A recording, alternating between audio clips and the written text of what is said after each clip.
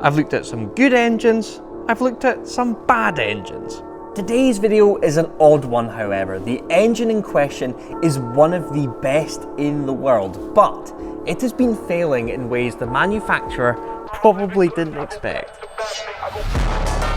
This is what we're looking at today, the most powerful 3-cylinder production car engine. Sorry Koenigsegg, it's the Toyota G16E GTS. It is a little brute of a 3-pod, 1.6 litre, turbocharged and putting out 280 horsepower in its latest iteration. That is a lot of power for 3 cylinders in a road car.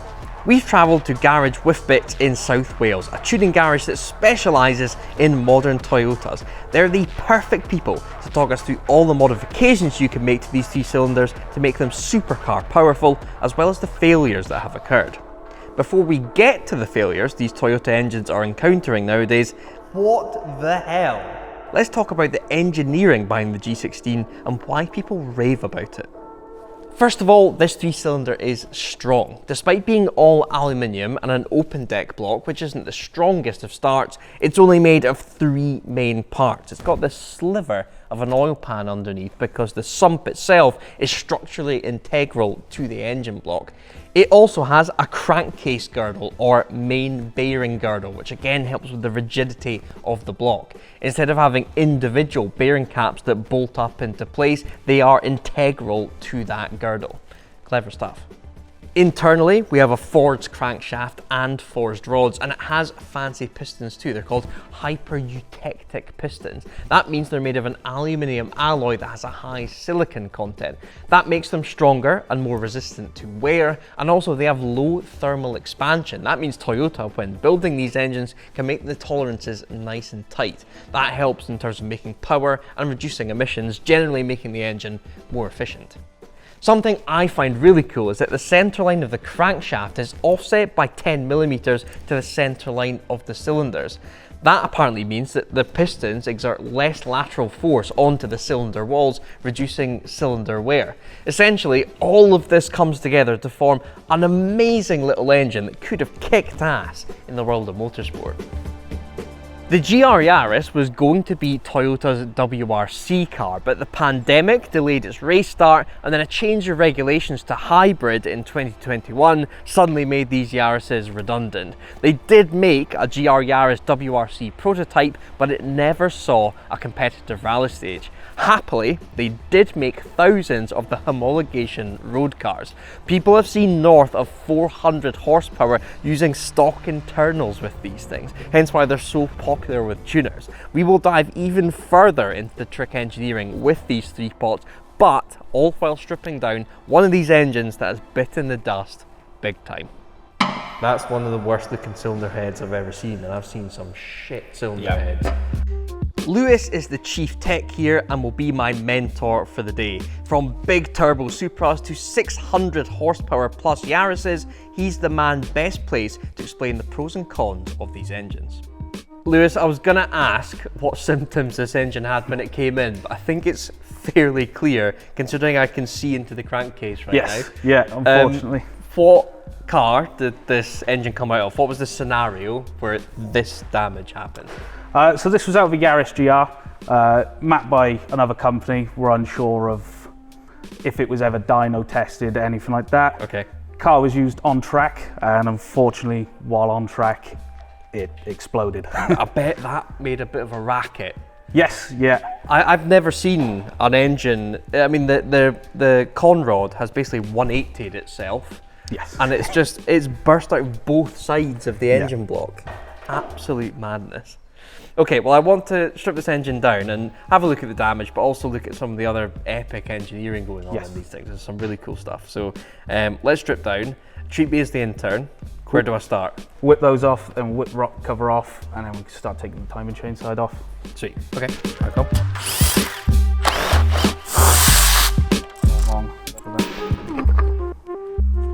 Ooh, there's some pretty camshafts. It's just a very nice looking engine actually. In general, everything's lovely. I know this is hiding a disaster the further we go, but wow, that's a good looking head.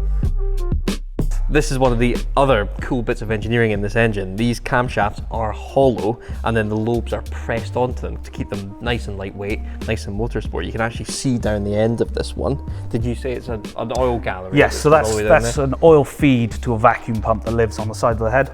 Very cool. So not only are they very pretty, they're also nice and functional. Comes off there. There we can see you have your oil pump built into the backside of the main cover. Oh, nice. That's really well done. Nudge. Whoa! There she goes. That tensioner was actually working. I'm not used to that. That turbo on the shelf. Yes. What is that from? The black car. That's Paul's old Time Attack race car. It's on the photo up there. Oh, right. Is that a lorry turbo? That ain't fitting on a 3-pot, I'm afraid. No. No, I can't remember the exact size of it, but yeah, it is. I believe it's a 1500 horsepower capable turbo. Jesus Christ. Even the exhaust side is. Look at the size massive. of that. That's lovely. Something else I've noticed, which we'll discover when we dive deeper, you look at these exhaust ports, you've got a nice closed but carbonized one here, nice closed but carbonized one here. You can suddenly see daylight through this port here. So these exhaust valves are closed. This one is either wide open or doesn't exist anymore. It's looking oily, it's looking gummy down there. I think we know this is the one that failed. If you couldn't tell already, this one's gone kaput.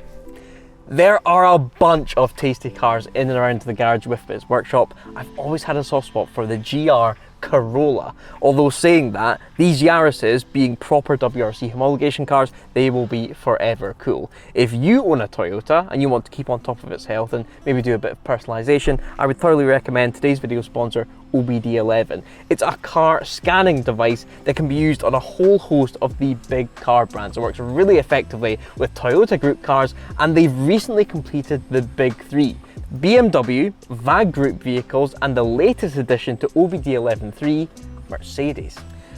You simply plug the scanner into your OBD port, connect up via Bluetooth, and then you can dive into your vehicle's brain, scanning it for any error codes that either need cleared or looked at further, or you can dive into different functionalities in the apps to customize your vehicle to just how you like it.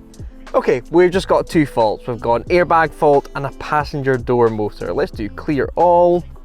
Okay, interesting. I've gone to clear them, but they've stayed put. That means if you own this GR Yaris, these would be faults that you could bring into a garage like this, Garage with Bits, get them to look at and get them sorted. To celebrate the addition of Mercedes, OBD11 is currently throwing a massive sale with up to 25% off selected deals and 20% off the rest until the 30th of April. So click the link in the description below and use my discount code Fernie to capitalize on the best discounts on whatever package makes sense for you. Must say, Toyota has never really been on my radar, but I'm loving these Yarises. I wonder when these will hit rock bottom. How cheap will they go? Comment down below with what price you think the GR Yaris will bottom out at. Does it need cracked, or will it just kind of... It should just pull free. Pop, yep. So, we'll do your Oh, left. wow. There she is. Yeah, you can take that. That's much lighter than I thought it would be. Yep, very light cylinder heads. There goes that. My God, that's one of the worst looking cylinder heads I've ever seen, and I've seen some shit cylinder heads. Yep, they don't fail often, but when they do fail, it's normally catastrophic. Where's this valve gone? Somewhere. Is he still in there somewhere? Can you pick him out? Or has he disappeared south? I think I can see him deep down in He's the gone sunset. south. Something we need to emphasise, these failures can happen with this engine, but they are very rare. Yeah, they are rare. And you're putting most of the blame down to basically a bit of a dodgy tune. Potentially, obviously without it having been done here and here before the incident happened. Yeah, you can never know. We don't know what the map that was on the car was like. It could have been that the car was, for instance, mapped for 99 octane fuel and someone might have put 95 in the car. Okay. Which can cause a lot of knock, pre-detonation, where the fuel's igniting before the spark plug actually fires. To be fair, some tracks in the UK are in the middle of nowhere, where you're probably only getting 95. Yeah, So, yeah, exactly. yeah. Despite the state of the cylinder head, there's still another few bits of engineering that are really cool that I want to touch on. Starting with the sodium-filled valves. I've only heard of them in RB26 Nissan engines. That's to keep them cool, considering the amount of boost these engines are creating. They're going to create a lot of heat, so it keeps the valves nice and cool. The intake ports are also CNC machined, so that they mate up perfectly with the intake manifold for nice, smooth airflow. And then you can actually see here, this engine is both port and direct injection.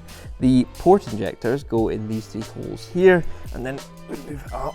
These 3 are for the direct injectors. They feed right through here, straight into the combustion chamber. That means this GR Yaris engine can benefit from the pros of both port and direct injection. For the direct injectors, they are really good for fuel injection accuracy, especially at high load, and they also reduce engine knock. Sadly, this engine has still knocked the hell out of itself. In case you were wondering still how badly this engine has failed, let's take a look at our current state of affairs. Piston number 1, piston number 2, piston non-applicable. It's not there, it has disappeared, and it has carved channels into either side of the cylinder. The con rod has managed to completely bulldoze its way at 180 degrees either side of the cylinder. I've never seen anything like it. This is a big time failure. Let's keep stripping it down and see exactly what's happened. Head gasket time. So considering this car was tuned, it almost certainly had more horsepower. And I have seen online that when you do that, the head gasket can start to go. Yep, so some of them, if they're, like I said before, with the map, we don't know what was exactly done, if they've just whacked the boost up on it and sent it on its way. You can start to get slight signs of head lift. Okay, even slightly here as well. Yeah, even very slightly. You can see the kind of scorch mark going into the actual silver of the head gasket there. And that's because the head bolts can't quite deal with the amount of pressure going on in here? Yeah, exactly. The standard head bolts, they're not great. So can you tell just by looking at some of the internals now, like there aren't any fancy internals going on, these are all factory? Yep, so these are factory pistons. We can tell by the markings stamped into the top of the pistons that they are factory original pistons. And we can see from the exposed rod. Is that a factory rod? That's a factory rod, yeah. Okay, good. I'm glad you can tell from here. Right, so we'll flip her over. Oh! There's some more of the pieces. That is not a good sound. Oh, I think, what's this? Is that a bit of crankcase, potentially? So that's potentially actually part of the balance shaft assembly. So we may find that that has been destroyed as well on the inside. It sounded like an automotive rainmaker as you did that. That's not what you want to hear. God, that's bad. Right, okay, so now just pry her up. Is it weird? I'm fearful of being like hit in the face with shrapnel. Yeah. Right. There she goes. Oh my God. Oh. Look at that. What the hell? There must be about 50,000 pieces of metal in here. Yep. It's insane. There's big chunks and then there's all these granules. That piece there is actually part of the piston. You can see a piston ring still in the grooves there. Look at that. That is a piston ring. Oh my God. Look at the pickup. Yep. Can I pick him out of there? Yes, I can. That is not what you want sitting in your oil pickup. There's a few of them in there. Yeah. Oh, lots of stuff in there. It has completely destroyed the side of the upper sump there. And now that is a bit of foam from the insulation on the back of the block. So as it spun round, it's actually sucked this into the engine. Now I want to pick this thing up. I don't want you to miss it for B-roll. You can get in here. That just goes like that. Some of it went straight through. That is nuts. Have you ever seen a failure as bad as this? Not as bad as this. By the way it's all ground into such fine pieces, yes, I'd say this engine tried to keep running as long as it could. Well, I feel like if it was a track car, I feel like a lot of people, even if all the lights were flashing, you kind of just want to get to the pits. Yeah. Reduce the recovery fee as much as possible. Keep it going. So, could we get to the point where it's done so much damage, it might actually be quite tricky to get some of this apart? Yes, potentially so. I've already noticed from the looks of the heads of the rod bolts. It's mad. You can see it through there. Yeah. Peering through the side of the engine. Yeah, they're completely smushed over. So I think to be able to get that off of the actual crank, I might have to just take an angle grinder and chop the heads of the rod bolts off, just so we can separate those off of the crank.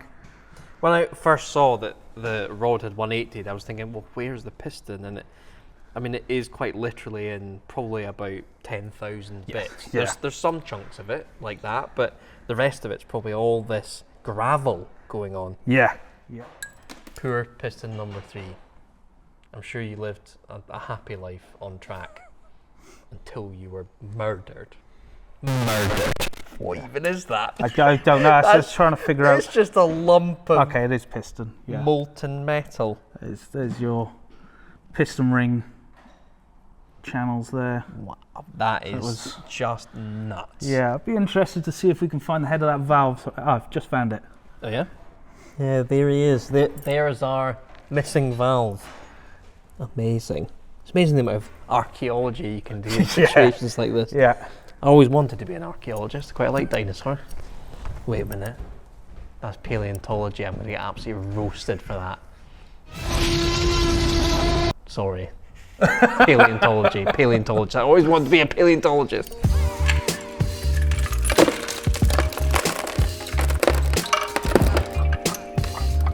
my god. That was less Rainmaker. That was just sad. Yeah. You can see some resemblance going Yeah, on here. yeah. You can just about make out where the piston rings live on the edges of them. Yeah, piston rings. There's your pin. We go in there. Now we can pop this cover off. They normally come off quite easily, but the amount of damage, I think she's going to put up a fight again. Just because stuff is bent. Yeah, stuff's bent. There's a lot of pressure holding everything down. There she is. Nice impact mark there from the piston. Oh damn! So it impacted it the same way this side, but this side just gave way. Versus. Yeah. I feel like Toyota's going to want this engine back for research purposes. Remember that fancy crankcase girdle I was talking about? Well, it's actually cracked an entire section clear here. It's not going to come out, it's just bent upwards, but that is brutal. And we have got our first look at the full conrod. It has rammed itself between the counterweights of the crankshaft. It actually looks like there's potentially been a bit of welding going on there. If I get my bit of piston here, this should be sort of connected here. Obviously 180 degrees the other way. Poor thing. This is absolutely savage. Imagine the amount of pressure it takes to create this amount of damage. Unreal. Oh.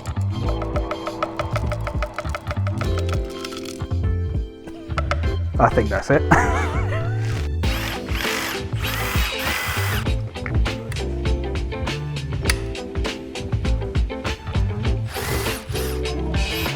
Couple little scores.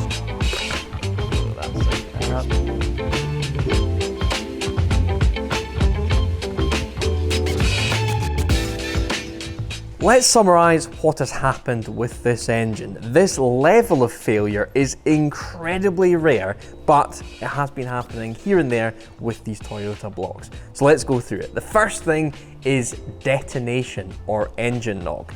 This happens because the piston ring gap has been spec'd slightly too big from factory. That allows oil to travel up from the crankcase past the piston rings and into your combustion chamber, a process called blow-by. When the spark plug ignites, instead of combusting the air-fuel mixture in a nice controllable flame front, it ignites the air, fuel, and now oil mixture in a completely uncontrollable fashion. That can cause massive in-cylinder pressures and is especially bad when your piston and con rod are in a position to not take that amount of force. It can do big piston damage through hot spots, but then can start descending downwards as well, damaging the rod, the bearings, or the crank itself. If the blow-by is high enough, that mixture can then ignite before the spark plug sparks. This is most prevalent in low RPM, high load situations, which is called lugging the engine. The specific term for it is LSPI, low speed pre-ignition, and that is when big damage can occur. If your mixture pre-ignites, when your piston is on its way back up from bottom dead center, it is encountering huge adverse forces that are just going to obliterate the piston, the con rod, the bearings, and the crank below, depending on how big the forces are. With all of these adverse forces going on, the main thing that seems to be failing in these Toyota blocks are the pistons. Now, there are these fancy hyper-eutectic units that I talked about earlier, but allegedly there's been some inconsistency in the casting. You might have good pistons, which is why some people are experiencing nice big power from these stock internals, or you might have a set of pistons that have some slightly dodgy casting going on, and those seem to be the ones that are failing. A lot of people think that the upgraded 2025 and on engines have sorted this out, but this engine is a 2025. Look what's happened.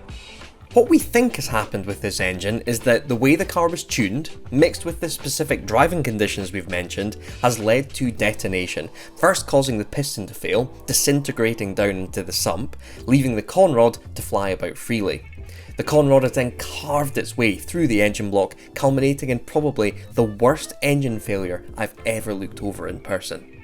Another failure people are experiencing when they go searching for bigger power is kind of like the Subaru Flat 4 engines. The cylinder head starts to lift. If you think about the amount of cylinder pressure going on here, 300 horsepower from factory, there's already a lot. But if you start searching for 400, 500, 600 horsepower like we've seen online, some people are going 800 plus. The in-cylinder pressures are enormous. If you compare a 600 horsepower GR Yaris to say a 600 horsepower Supra, this is 200 horsepower per cylinder. That'll only be 100 horsepower. So the in-cylinder pressure of this versus that will be absolutely enormous. That is causing the head bolts to stretch. The cylinder head is lifting because the head bolts cannot deal with that amount of pressure. Now, the upgrade to make is to put studs in instead of head bolts from a company like ARP. But then the next thing to go will be the standard factory head gasket. This will be the next thing that needs upgraded. Lewis, am I right in saying that some of the issues with these engines, they mostly come from when people have tuned them, or are they happening with factory engines as well? A lot of it is to do with tuning. It is still, at the end of the day, a small displacement 3-cylinder engine. Getting those big powers out of them does put a lot of stress on them. Okay, and then I saw on the internet that cylinder 2, because it's kind of sandwiched in the middle, is the one that's most vulnerable. Is that the case? So I've seen that myself as well, but from all the engines I've ever done, I've never seen cylinder 2 fail. Okay. It's always been it's cylinder actually 1. The strongest. Yeah, always been cylinder 1 or cylinder 3. Most commonly is cylinder 3. Yeah, we've had that big time. And are there any issues that we haven't touched on today that these engines experience? Yep, so they can suffer with rod bearing failure. That tends to come when using them on track. The factory sumps don't have good enough baffling to keep the oil, so they do starve of oil, and that tends to knock out the rod bearings. Sure. There is also chain guides. Yes. As most modern cars, cheap plastic chain guides, they do wear through. They're the main sort of issues we tend to see with them. Okay, so if people that are watching this have GR Yarises and they're thinking, what the hell, and they've got a factory engine, what would you recommend they do to their engine to stop any of these things happening? So, depends on what type of use you're using the car for. If you're track driving the car, I would 100% recommend getting a baffled sump put in it as soon as possible. Always using good fuel. Don't put 95 in them. They don't really like them, even on standard maps. They're not a huge fan of it. Just because they're so high boost? Yeah, they're 10.5 to 1 compression ratio, so they like that 99 fuel in them. Okay, and you can obviously take these things to the next level, and that's what this business is all about. Yes, so I gather you have quite a tasty 3-pot block through there. We'll get it out. Let's have a look at that. Cool. If you want big horsepower of your GR Yaris, it should probably look something like this. What's going on with this engine block here? So that engine block has got nitto rods, CP pistons, ARP 2000 rod bolts. It has been closed decked by a company called Spec J. It's also having the HKS super cooling head gasket, which is the addition of a couple of extra holes into the coolant passage, which then mirror onto the underside of the head. Provides a lot better cooling through the head. Okay, so the internet says that you can get 400 horsepower plus with stock internals. At what point would you recommend switching to beefier internals? So personally, because I've seen the failures, I'm a little less trusting. Okay. Personally, around the 380 mark, 370, that's probably where I'd be considering building the engine. Right, okay, and what can this now go to? I don't know exactly. This exact same setup is in a couple of Yarises we've already done previously, both running north of 600 horsepower. Jesus Christ. So that is your 200 horsepower per cylinder. Yeah. My God. And then when you're looking at it now, it's such a compact, lightweight little engine, and yet you can put it up plus 600. That's absolutely nuts. And then you've got cylinder head here. What's going on here? Yep, so on the cylinder head, like I was saying earlier, on the underside, we've got the 2 super cooling holes to provide better coolant flow through the head. This also has Kelford's titanium valve springs with retainers, so that you can raise the rev limit basically. Once you start revving these a bit higher, they do like to float the valves. Okay. This protects it against that and allows you to push it that little bit further. Sure, okay, and I think the world record right now is 880 horsepower last time I checked. How long do you think it will be before there's 1,000 horsepower GR Yaris out there? So there actually already is. Oh, there is? Yeah, done by a company called Lamb Speed, which I believe is in Australia. Well, they were the people I saw the 880. Have they taken it to the next level, have they? The 880 is actually the wheel horsepower figure. So at crank, it works out around 1,000. I'm trying to do the maths in my head. So that's basically 340 horsepower from each cylinder. Yeah, it's a crazy amount of stress. So I think we can fundamentally say these engines are phenomenal. It's arguably the greatest 3-cylinder ever made. I can't think of anything that gets close to it. No. So yes, we have seen a bit of a nightmare today, but that's incredibly rare. And look what's capable when you just do a bit of building. Well, thank you, Lewis. It's been really cool today getting amongst it. I kind of want a GR Yaris now. Have you got any cheap ones? You got some Cat S's around the back? No Cat S's. We've got a few nice imports, very low mileage cars parked outside. Get me one with an engine failure, cheap, and let's do a build. Wicked. Easy. Thank you. A massive thank you to the guys at Garage Whiffbits for having me down. I now have huge respect for these 3-cylinder engines, despite that failure. Though I think the car for me with that engine is this GR Corolla. Super rare. We have to import these. Not many people have reviewed them in the UK on YouTube. What do you guys think? Would you like to see one of these on the channel, maybe on a nice road in Wales somewhere? Comment down below. If you like this video, give it a thumbs up and subscribe for more content like this. What's for you won't go by you. I'll see you in the next one.